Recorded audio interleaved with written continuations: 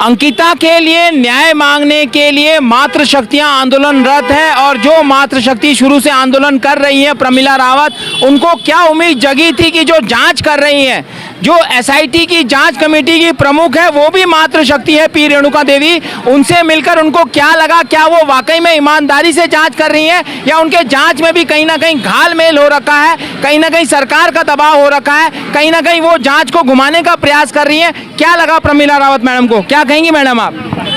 नमस्कार। मैं तो सबसे पहले आपके चैनल को मैंने पहले भी और अभी भी कहती हूँ कि आप लोग बहुत निष्पक्ष से काम कर रहे हो। अंकिता की कसम खा के कह रही हूँ क्योंकि 25 साल हमको भी हो गए इस फील्ड में काम करते हुए, और धन्यवाद देना चाहती हूँ कि आप समय समय पर हमारी आवाज़ पूरे देश विदेश में पहुँचा रहे हैं। आप बधाई के पात्र हैं। आपने मेरे से क्या प्रश्न पूछा था? हमने कहा था कि आप जो पी रेणुका देवी से मिली उसमें आपको कितनी संतुष्टि मिली, क्या मैडम न्याय जो है ढंग से कर रही है, जाँच ढंग से कर रही है, उसमें भी घालमेल है? देखिए, हमें बहुत ज़्यादा निराशजनक वहाँ से मिला है क्योंकि कल शाम को 5:30 बजे हमारी युवा न्याय संघर्ष समिति की तरफ से 11 लोगों का डेलीगेशन वहाँ पर गई थी। 4 मातृशक्ति हमारे वहाँ गई थी और उसके बाद हमने मैडम से 5-6 क्वेश्चन पुटअप किए, लेकिन मैडम ने सारा प्रश्नों का हमें नकारात्मक जवाब दिया है। हम लोग बिल्कुल संतुष्ट नहीं है और ये पूरा मैम जो काम कर रही है, उनकी टीम जो काम कर रही है अंकिता हत्याकांड को लेकर पूरा सरकार के दबाव में काम कर रही है। मैडम आप बताइए कि उनको मतलब कुछ भी काम अंकिता के न्याय में नहीं हो रहा है, वो भी बहुत ज़्यादा दबाव में काम कर रही है। हमने उनसे पहला प्रश्न पूछा कि मैडम जो वीवीआईपी है उनका नाम आप बता दीजिए, तो मैडम ने कहा कि जो वीवीआईपी कोई व्यक्ति नहीं था, जो रिजॉर्ट है वंदरा उसमें एक कमरा है वो वीवीआईपी। तो आप लगाइए उसके जो चैट है 17 तारीख की चैट में उसने अपने दोस्त उसको बताया है कि ये मेरे को बीबीआई की एक्स्ट्रा सर्विस की बात कर रहे हैं। आप जो हमारी लड़की ने अपने हाथ से लिखा है, या तो फिर एसआईटी बताइए किसने लिखा उसको, मोबाइल पकड़ किसने लिखा, या तो ये बताए। जो वो लिख रही है कि मुझे बीबीआई पे सोमवार को कोई आ रहा है, यहाँ पे उसको एक्स्ट्रा सर्विस की बात करने दी जा रही है, वो उसका जो मैसेज पूरा वायरल हुआ है। पहली बात मैम ने कहा कि वो जो बीबीआईपी है वो कमरा है, कोई व्यक्ति नहीं है, पहला क्वेश्चन। दूसरा क्वेश्चन हमने कहा कि हम एक महिला है, अगर कहीं महिला का कहीं पोस्टमार्टम होता है तो उसमें डॉक्टर महिला होनी चाहिए। मैडम ने कहा वो आप एम्स में ऋषिकेश में जाके उनसे पूछिए, हमारे पास इसका कोई जवाब नहीं है।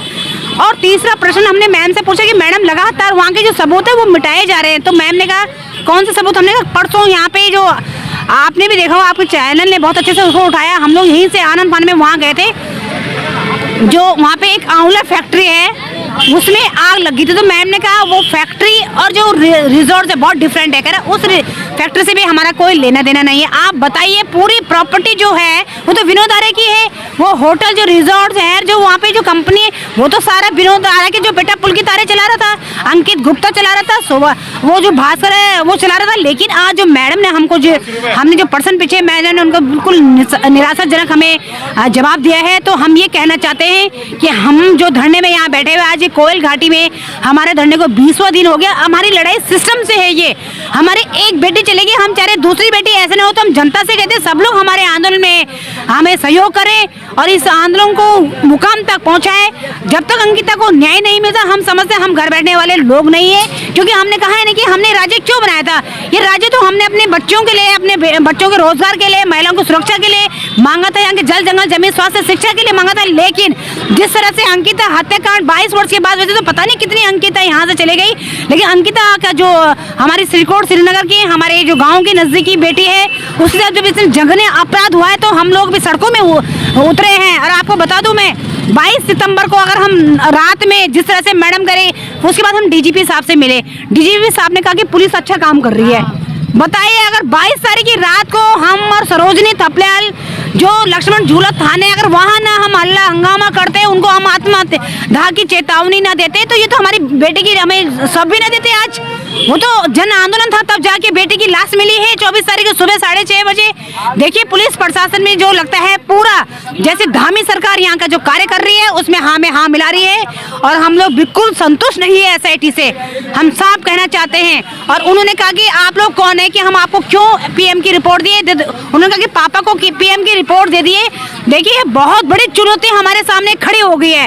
अब वीरेंद्र भाई साहब भी शायद उनके कोई न कोई जानने वाले आपके जो ये आंवला न्यूज है इसके माध्यम से आपको बताएंगे कि प्रमिला रावत क्या कहना चाहती है।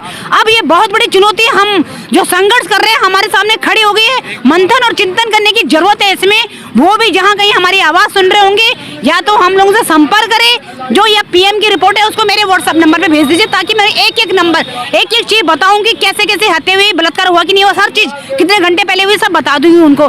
लेकिन वो कह रहे, एक बहुत जरूरी सवाल ये है कि अंकिता भी लड़की है, आप मातृ शक्तियां भी महिलाएं हैं, और जो जांच कर रही है पी रेणुका देवी वो भी मातृ शक्ति है, वो भी महिला है। क्या महिला से आप ऐसी उम्मीद कर सकते थे कि एक लड़की का जो इंसाफ है, लड़की का जो न्याय है वो ईमानदारी से करती, ना किसी दबाव में आके करती? क्या आपको लगा कि वो कर रही हैं ऐसा? देखिए आपने बहुत बड़ा प्रश्न किया है। देश के मुखिया प्रधानमंत्री नरेंद्र मोदी जी हमारी धरती में आए थे, उनकी क्या बेटी नहीं है, उनकी वाइफ नहीं है, उन्होंने कहीं एक बार हमारी बेटी का नाम नहीं लिया। जो धामी जी बैठे हैं कुर्सी में उन्होंने कहीं नहीं लिया। रही रेणुका जी का जो सवाल है, पी रेणुका जी से हम लोगों ने लास्ट में खड़े उठ के हाथ ही जोड़े उनको, क्योंकि हमने कहा कि आप पे हमें उम्मीद है कि आप ऐसी रिपोर्ट बना के एक उदाहरण पेश करेंगे। उत्तराखंड के अंदर बहुत बड़ा कलंक लग चुका है। हमने मैडम से कहा है लास्ट में, सब लोगों के बाहर आने के बाद मैंने हाथ जोड़ा मैडम से, मैं अपना विजिटिंग कार्ड मैम को दे के आ रखी, मैंने कहा मैम हम आंदोलनकारी, हमने आप कुर्सी में बैठे, हम लोगों ने आंदोलन किया तब जाके, नहीं तो आप लोग उत्तर प्रदेश में होते आज। तो हमने अंत में यही कहा है कि मैम आप भी एक माँ है, एक बेटी हैं, और निश्चित तौर पे आप पे हमें उम्मीद है, यहाँ के सरकार पे हमें उम्मीद नहीं है। आप अपनी रिपोर्ट मजबूती के साथ, साक्ष्य के साथ आप कोर्ट में जो पेश करेंगे, एक ऐसा उदाहरण पेश करेंगे कि उत्तराखंड के पूरे देश के अंदर ऐसी घिनौनी हरकतें, ऐसे जघन्य अपराध कोई नहीं करेगा। तो मैडम ने बिल्कुल कहा है कि मैं ऐसा करूंगी, ये विश्वास मैडम ने लास्ट में हमसे कहा है। आपको लगता है कि पी रेणुका देवी भी महिला है, अंकिता भी एक लड़की थी, आप भी जो आंदोलन कर रही हो मातृ शक्तियां हैं, क्या वो करेंगी, ऐसा न्याय करेंगी, लड़की के पक्ष में न्याय करेंगी, आरोपियों के साथ खड़ी हो जाएंगी? मैं ये कहने पहले मीडिया वालों को बहुत धन्यवाद देती हूँ। मैं ये हमारी आवाज़ को आगे तक पहुँचाती हैं, बहुत बहुत धन्यवाद है। मैं ये कहना प्रशासन से ये कहना चाहती हूँ, क्योंकि रेणु बिष्ट ने जो कार्य किया वो अच्छा नहीं किया। वहाँ पे जाकर के उन्होंने बुलडोजर जो चलाया, उन्होंने सारे सबूत ख़त्म कर दिए। वो रेणु बिष्ट यदि सच्ची माँ है या इस उत्तराखंड की लड़की है तो उन्हें लड़की का साथ देना चाहिए, एक माँ का साथ देना चाहिए, एक बेटी का साथ देना चाहिए। लेकिन वो पार्टी से संबंधित है कि पार्टी के दबाव के कारण वो मुझे लगता है वो इस काम को करने में सक्षम नहीं होंगी। आप क्या कहेंगे कि पी रेणुका देवी न्याय कर पाएंगे एक मातृ शक्ति के लिए, एक महिला के लिए? ये एक जिम्मेदार पद पे हैं और पूरे उत्तराखंड की एक अच्छी उस पद पे हैं जिन पे विश्वास किया जाता है। पुलिस पे ही विश्वास करती है दुनिया, कोई भी कांड होते हैं, और वो ये जिम्मेदार पद पर बैठकर एक महिला की सुरक्षा जरूर उनको करनी चाहिए। अगर वो अपनी संस्कृति को भी जानती हैं तो, अगर उत्तराखंड का दूध पिया है, उत्तराखंड की खून से जन्मी है, तो उनको ये संस्कृति निभानी चाहिए कि उत्तराखंड में नारी की सबसे ज़्यादा महत्वपूर्ण पूजा होती है, और नारी के लिए हम लोग समर्पण हैं, और नारी ने ही देश बचाया है, इसलिए उसको नारी के लिए न्याय करना चाहिए। उनको तो सारा पता है कि कौन गलत है, ये तो उनको पता है, तो गलत और सही का फैसला उनको खुद करना चाहिए। ये जैसे लग रहा है पी रेणुका देवी पर भी आरोप लग रहा है कि वो जांच ढंग से नहीं कर रही है। एक महिला होने के नाते एक लड़की के खिलाफ जो अन्याय हो गया उस पर भी जांच ढंग से नहीं हो रही है, आपको लग रहा है कि भविष्य में हो पाएगी? मेरे को तो पहले 100% उन पे विश्वास था। जब हमारी टीम वहाँ गई तो मुझे अब तो 99% बिल्कुल नहीं लग रहा है। पर वो नारी हैं, अगर नारी के विषय में सोचेंगी, अगर उनकी भी लड़की होगी, उसको अपने सामने रखते हुए सोचेंगी, तो वो 10% बिल्कुल सारा सही देंगी, क्योंकि ये देवभूमि में आई है, देवभूमि उन्हें कभी माफ़ नहीं करेगी। भैया नौकरी तो हर कोई करता है, लेकिन इन चमचों के दबाव में आके ऐसे मत कर जाना गलत काम की देवभूमि कभी माफ़ नहीं करेगी। वो बद्री केदारनाथ कभी माफ़ नहीं करेगा, वो भगवान कभी माफ़ नहीं करेगा उनको, जो हमारी बेटी के साथ, हमारा बच्चों के साथ गलत करेंगी, गलत रिपोर्ट देंगी। तो मैं तो ये कहूँगी। मैं ये कहना चाह रही हूँ, एक उत्तराखंड एक पवित्र भूमि है और यहाँ देव देवताओं का वास है, लेकिन एक नारी होते हुए एक इंसाफ ये माताओं की यदि आज वो ये कदम नहीं उठाएंगी तो आने वाले समय में उत्तराखंड की स्थिति बहुत खराब हो जाएगी। उन्हें सही काम करना चाहिए, कोई पार्टी से नहीं, कोई न्याय, ये न्याय प्रिय होना चाहिए। हमारा जो आंदोलन हो रहा है शांति प्रिय है, इसमें कोई वो नहीं है, आंदोलन में कोई उग्र रूप नहीं है। यदि महिला होते हुए यदि वो सच्चा न्याय नहीं करेंगी तो ये आंदोलन उग्र रूप भी ले सकता है, क्योंकि प्रशासन को भी सोचना होगा और उन सभी अधिकारियों को सोचना पड़ेगा, सब मीडिया उनको भी सोचना पड़ेगा कि ये क्या है, उत्तराखंड की नारी है, वो अपना वो लेके रहेंगी। है कि आपको भी लग रहा है कि पी रेणुका देवी एक महिला है और एक लड़की के साथ अन्याय हुआ है तो लड़की के साथ खड़ी हुई नजर आएंगी या आरोपियों के पक्ष में दिखेंगी? मैं जी हम भी वहाँ गए हुए थे तो मैंने भी यही बात करी कि आप अपने को देख के देखो, आप इतनी दूर से आए हो तो आप अपने को देख के सोचो कि आप इतनी दूर काम करें। तो हम भी अपनी लड़कियों को पढ़ा रहे हैं तो हम भी चाहते हैं हमारी लड़की ऐसी बने जैसे आप बैठे हुए कुर्सी ऐसे बैठे। मगर उत्तराखंड में ऐसे क्या हो रहा है कि ये महिलाओं के अत्याचार हो रहा है। तो मैं धामी जी से बात कहना चाहती हूँ, अगर आप दोबारा चाहते हैं चुनाव में आए तो अपना सोच लो, ये पूरा मामला सही होना चाहिए, नहीं होगा तो हम चुनाव का बहिष्कार करेंगे। ये मातृ शक्तियों का विरोध है और भी मातृ शक्तियों से पूछेंगे हम लोग, क्या कहेंगे आप? पी रेणुका देवी एक महिला है और अन्याय लड़की के साथ हुआ और मातृ शक्ति आंदोलन में बैठी हुई है, तो वो आरोपियों के पक्ष में रहेंगी या लड़की के न्याय के लिए लड़ेंगी? मैं तो ये कहती हूँ सारे लोग मिले हुए हैं, ये न्याय नहीं करेंगे, ये हम लोगों को भ्रमित कर रहे हैं और ये उलझा रहे हैं। सारे मतलब जो सबूत है मिटा रहे हैं, एक जो सबूत था उसको मिटा रहे, क्योंकि वहाँ पे बोतल की शराबें मिली है। मैंने खुद देखा फेसबुक में, इन लोगों ने इसको मार के भी वहाँ रखा था।